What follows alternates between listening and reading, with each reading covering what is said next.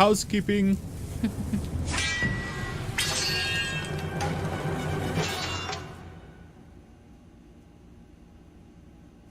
This looks party. Yeah, that's right. We got giants in the Nords again. Yeah. Horny giants. Yeah, they have horns. It's weird. You've arrived just in time. The chieftain in red and his men are now looking at a tougher fight than they bargained for. You can drag around the screen to see your surroundings. Yeah, so you can do this. You can zoom in too. And zoom out. These portraits show the order of initiative, taking turns from left to right. Your allies are in blue, the enemies in red, and everybody acts sort of like one and then the other. That makes sense. It's your turn to act. Movement happens before action. This ring, this blue ring, shows that your shield banger, that's his official name, is active. The blue tiles around him show where he can move. Some characters fill more tiles than others. The horned allies are a race of giants called Varl, who take up 4 tiles each, while humans fill a single tile, which can have a huge impact on your strategy. You can click the tile you want to move to, and then you click the check mark to confirm. Move your shield banger here to get him into attack range. And you'll see too, like when I move this around, well right now there's only one ally sort of, or only one enemy around, but you can see there's a number that pops here, and it'll show you how much attack that shield banger or whatever you're moving will have on the other person. So it's very useful for like when you're moving around and there's multiple enemies, you can be like, oh, you know what, you can decide how much attack you want to make. To target an enemy, click the tile on which they stand. Ally tiles are blue, the enemies are red. You can choose to either attack the enemy's strength or break his armor. And the numbers beneath each of the icons will show you the damage that you do to that stat. And the more, like, once you break somebody's armor, you can actually do more strength damage. And the armor, or the, how much you attack their strength, which is essentially is also their health, is dependent on what your attack power is minus their armor, and that'll give you that. So if you look at this guy right here, when you click on them, they'll show you, well, not in the tutorial, but as you click through each of them over here, it will show you your stats, so you can make yours and their stats to sort of make that mathematical decision. But it will also show you here as to what you can do.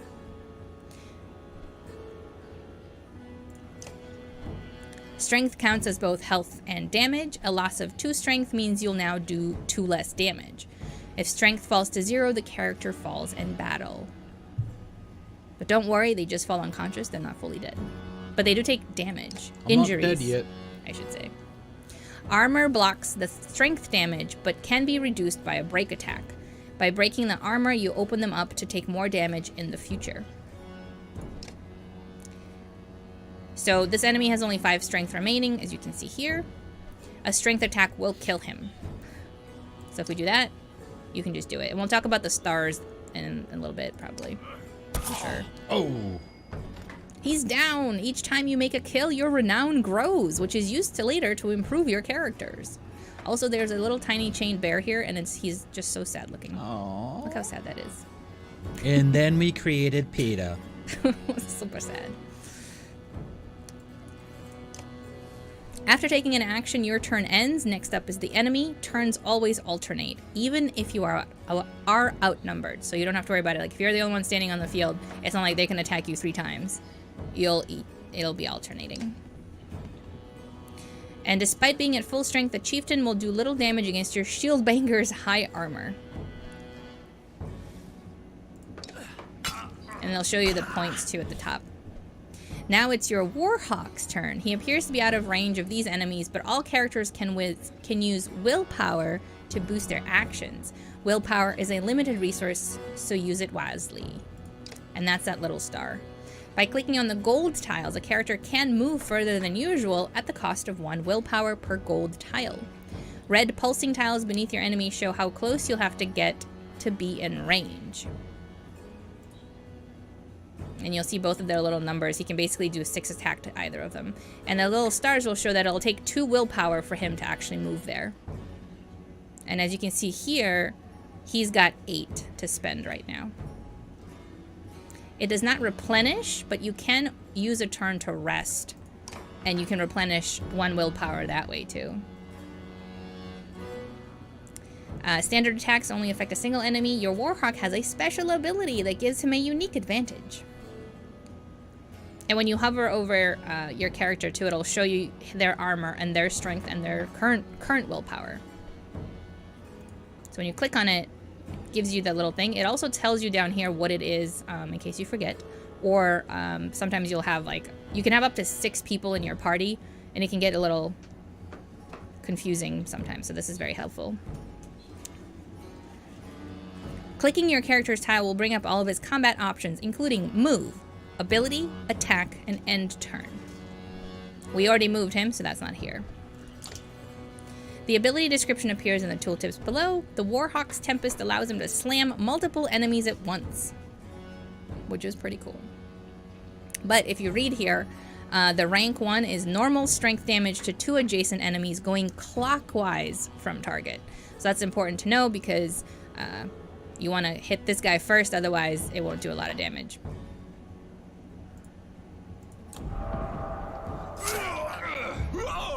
And he's killed them both in one fell swoop. That made quick work of the chieftain's bodyguards. When there is only 1 enemy left, players enter Pillage Mode. During Pillage, each character moves in order, and there are no more guaranteed turns. Check the initiative to see how the order has changed. Your allies now get to move twice in a row. Basically, Pillage is good for you, essentially.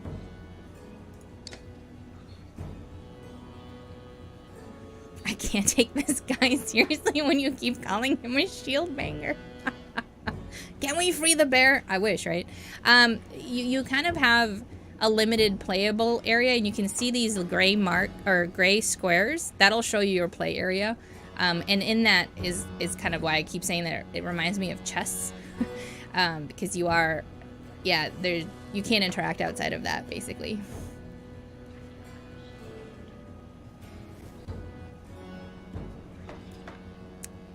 If a character does not move on his turn, he can rest to regain 1 willpower. The chieftain will rest this turn. Your shield banger won't be able to finish the job with a normal attack, but willpower can be used to boost your damage as well.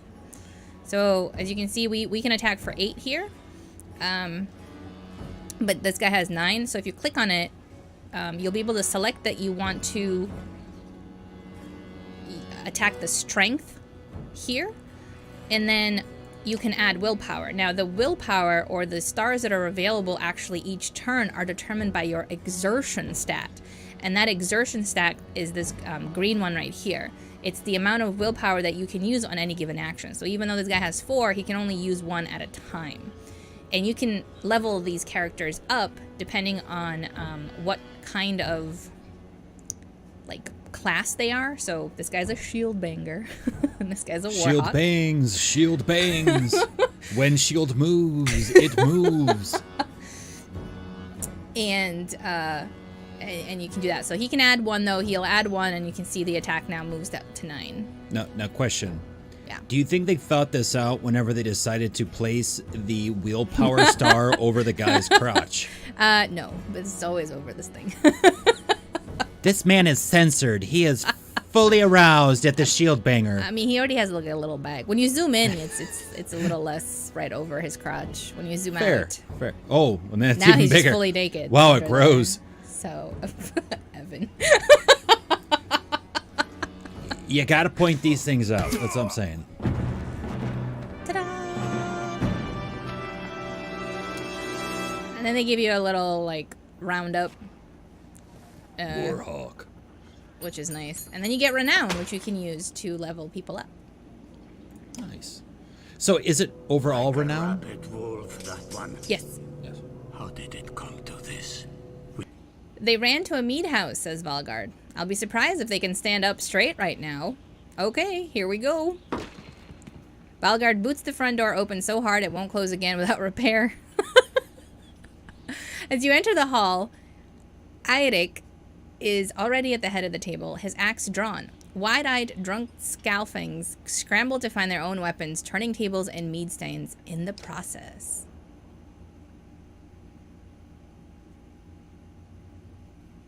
Eirik. Like that. Cool.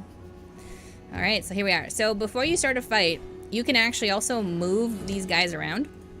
So you can click on them, see what their stats are.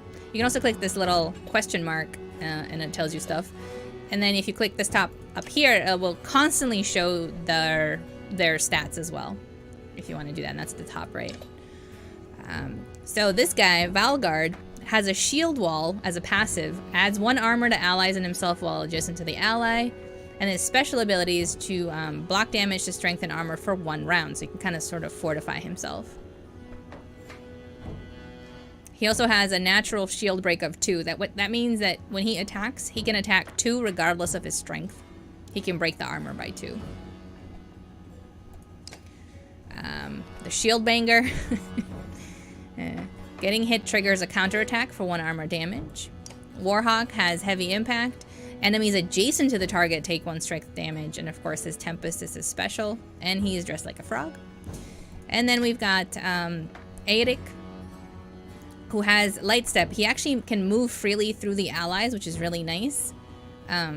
His movement is actually less hindered by willpower and everything else than anybody else. And then when he is in range, he can actually give willpower to allies as well. So I'm gonna keep him sort of behind everything. Put him in the middle.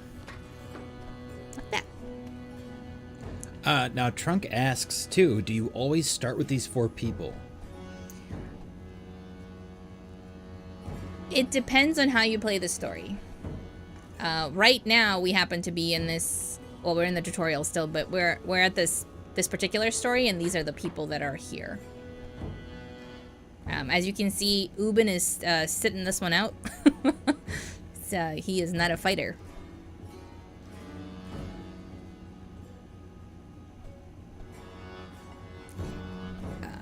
You can also, right now, we're not there yet, but you can actually change the order, because right now what's going to happen is Valgard goes first, and so on and so forth. So this is your order, regardless of where you place them. That's just how they will attack. You can change that, though, as the game progresses. I was hoping for more a fight than this. Look at them. It's going to be butchery. Butchery. It's an interesting way of saying that. All right, so he's up. I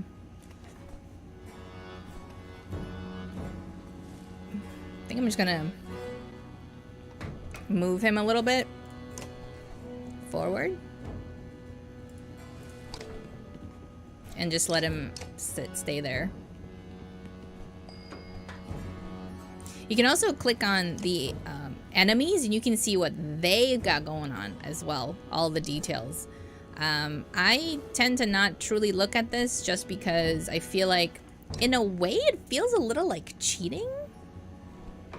Just a tad. I don't know, in some weird way. I mean, you can see their health, which, you know, is pretty important. But then I'm like, how many willpower they add, this and that. And I'm like, that's too many numbers. I can't keep track. But yeah, so it tells you their kind of benefits and stuff too, then, is what you're saying whenever you click on them? Yeah, so like right now, like I can click on this guy right here, the Thug Swordsman, and you can see how much, of course, armor they have, how much strength/health, how much willpower total, how much willpower they can ever add during a turn, and their natural shield break. And then their passive ability, and then their actual activated ability. Like, he's got to run through enemies, doing armor break damage, and then you hit the target from behind. So he attacks a little bit, the armor, and then hits also again from some other amount. And these are all the thugs, so they all have the same. Oh, these last two don't even have that special ability. They're not leveled up yet, basically. And then you can click on your own as well to remind you of their ability, and also, again, it'll show you how far they can move with and without willpower and that kind of thing.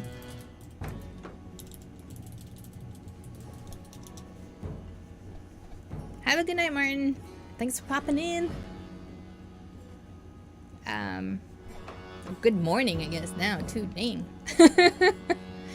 Does the game have difficulty levels? Yes, and you can change them at any time. Good question. So you can go here to difficulty. I'm on normal.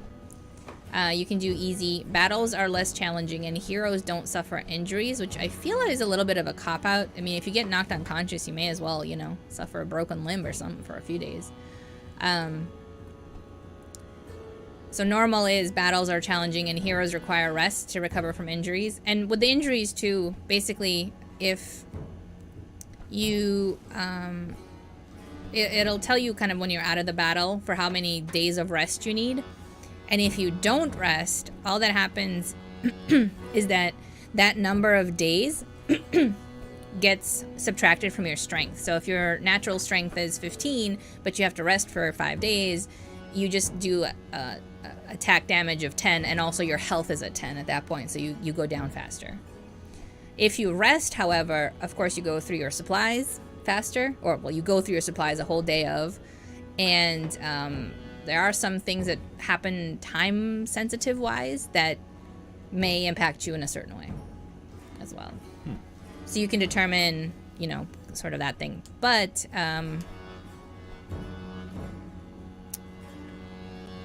you can, if you have more than, like, you can always swap out your fighters as well, but it doesn't count as a rest, if that makes sense. So that one character will still always need rest no matter what. Yes, it doesn't just go away. That's interesting, yeah, because with a lot of games, they're just like, well, take them out of the active group, and Right. technically that's like them resting. Like, that can happen, for instance, in Darkest Dungeon, in a way. Though you usually have to send them off to, like, I don't know, let's say like an that's asylum right. or a Yeah. hospital or the bar or the church or something like that. But that's interesting. Right. Okay. This takes everybody out of the equation for however many days. Okay. So yeah, it's interesting because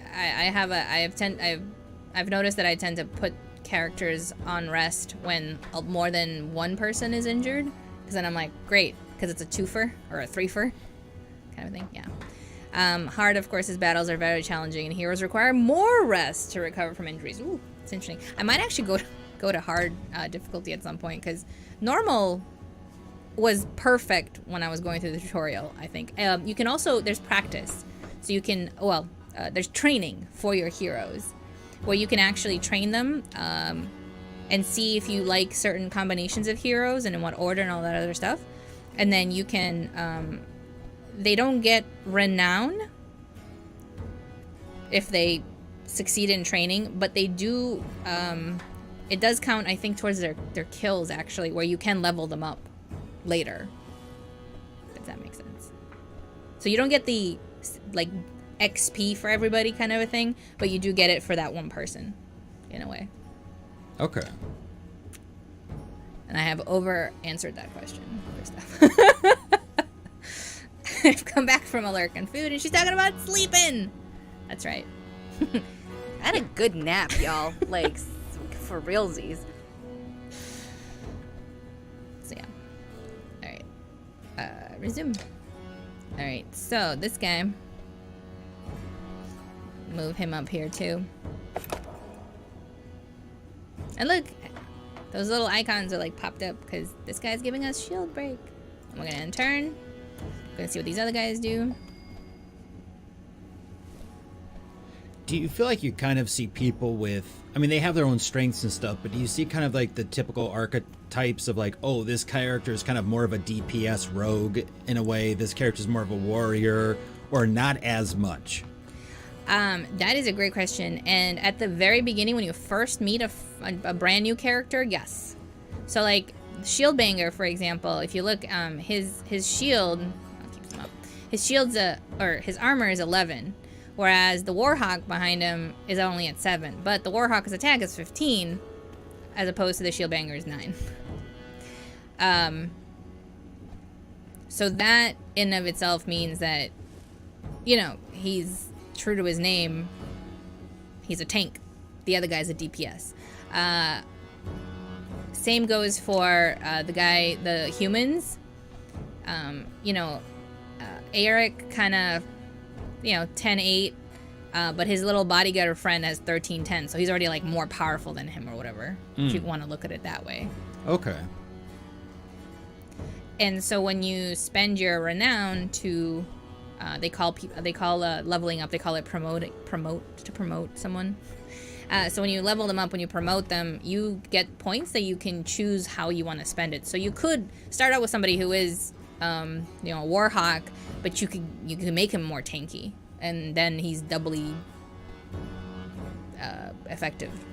But you can also just really specialize your characters.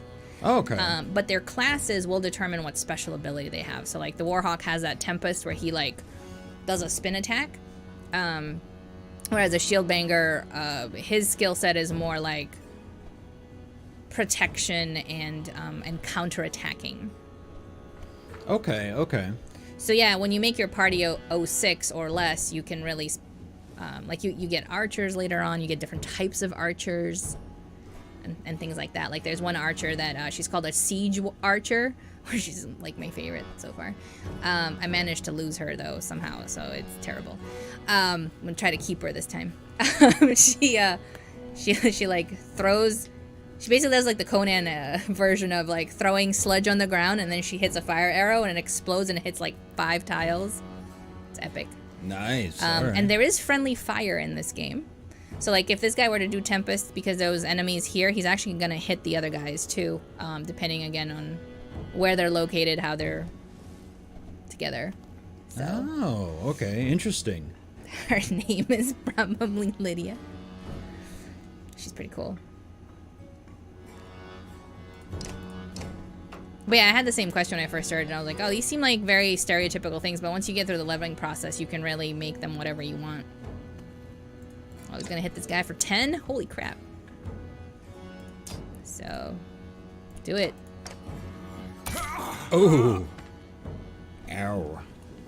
And eventually we're also gonna get a horn of willpower here, and I'm not sure when it comes up, but at some point in the tutorial, which is cool, because you can get renown, and you can use that renown to spend on willpower to give it to other people, because some battles can take a really long time depending on how many enemies are around.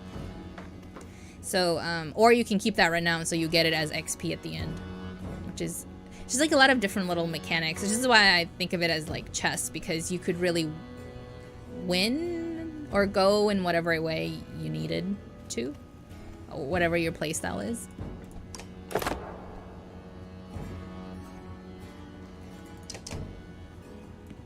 All right, let's get rid of these guys. Oh, there's his run through ability.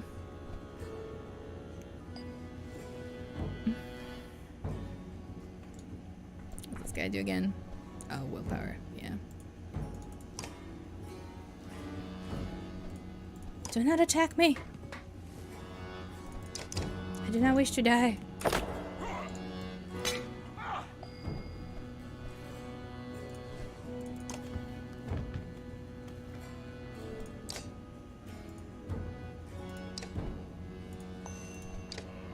Oh, ah. I like the animations too. You know how you're talking about Outpost Zero doesn't feel like there's any reactions? Yeah, here definitely. Yeah. Yeah, so right now it's showing us that if he does a Tempest, and if I don't start in the right area, but he can hit a few people. I think this is clockwise, right? Yeah, sweet. And there's some characters that do like bleed damage. There's some characters that do knockbacks. I was gonna ask about that because it looked like he did a little bit of bleed damage there. Hey, have a good night, Trunk. By the way, thank you very much for joining us, man. Take it easy, and we will see you sometime this weekend. Have a good night, Christoph. Totally play this game if you have it. But watch it here to see what not to do. Oh, interesting charge. Oh, and a back stab. Damn, nice. Yeah, the animations show these guys actually have some sort of skill. Yeah, and again, when you take down their health, that means that's all they have to hit you back. So I don't know if you saw that kind of happen sort of fast, but this guy hit and it deflected because his attack is 2 and this guy's armor is 12. There's no way he's gonna hit him. Unless they have some sort of ability that hits specifically one way or the other.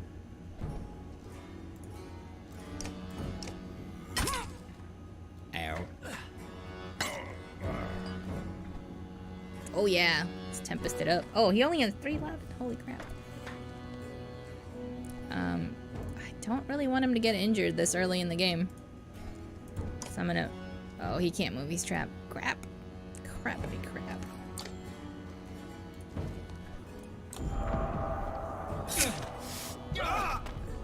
It's alright though. That bleed.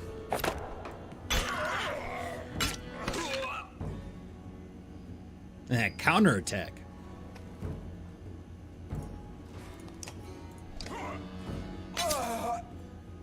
Raid Master.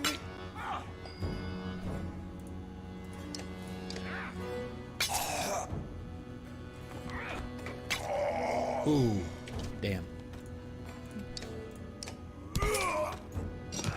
Yeah, the Warhawk is really somebody you want to kind of keep out of the battle for a while. It's just unfortunate that these 2 guys like wrapped around him.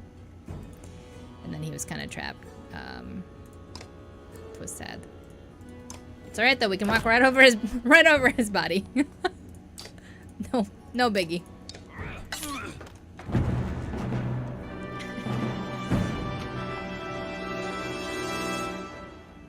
Victory. Hakan! Let's do it. We don't care about Tempest, but I do want to break his armor.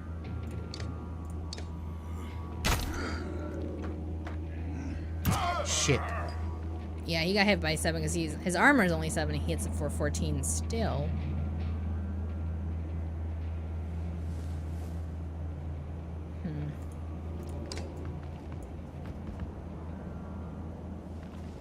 And he has Bring the Pain, which breaks the enemy's armor and punishes them for retaliating. As you can see, they can't go diagonal. That's why diagonal is important. Because if you get stuck between enemies or they trap you, it's always good to have different kinds of people. Oh, shit. Well, Fuse would have an aneurysm listening to voice acting of Evan. I don't give a shit.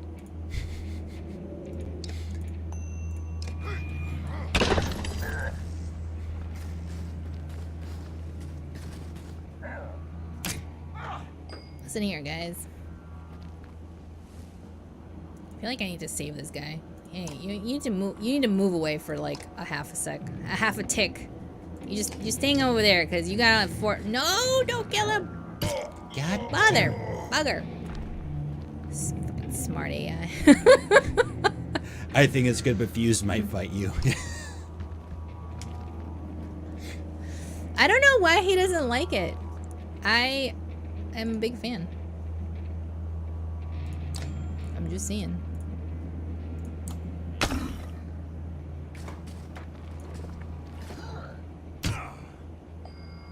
Yeah, these guys are definitely a bit meatier than the Frogman.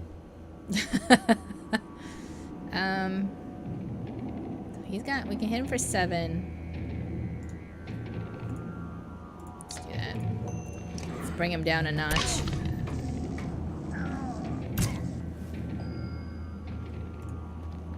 Let's do 6. Let's do 7. Yeah, let's do it. Okay. This guy, though. Oof.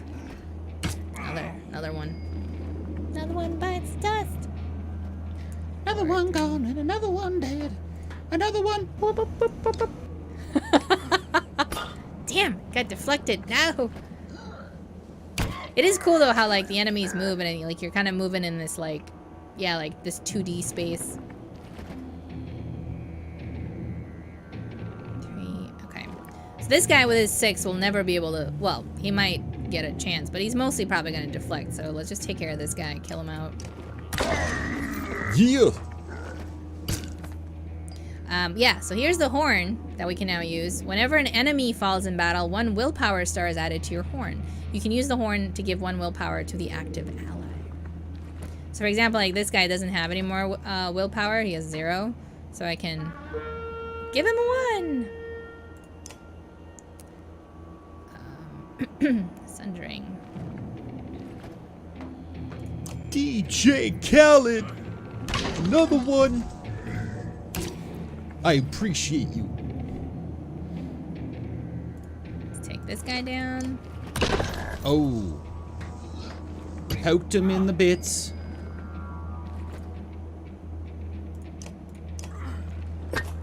Oh. Oh, that's right. I'm only hitting with 4. What am I doing?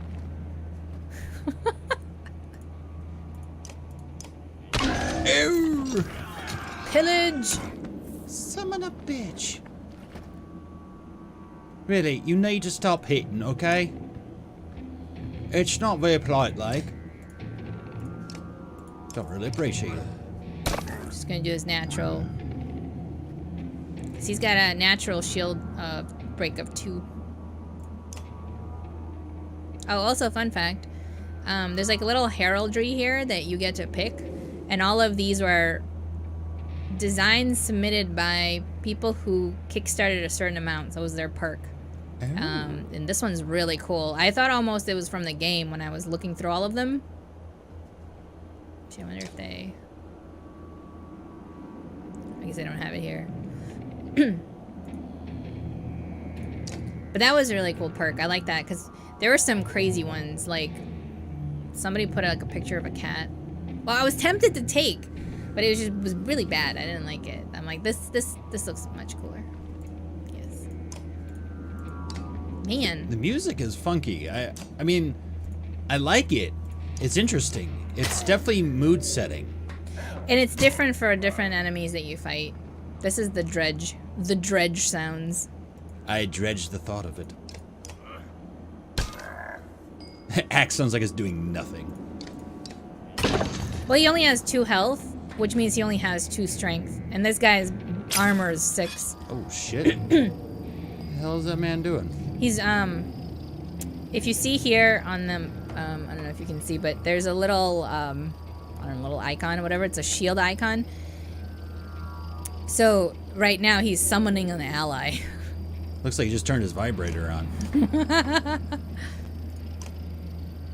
Excuse me, sir. Now's not the time to pleasure yourself.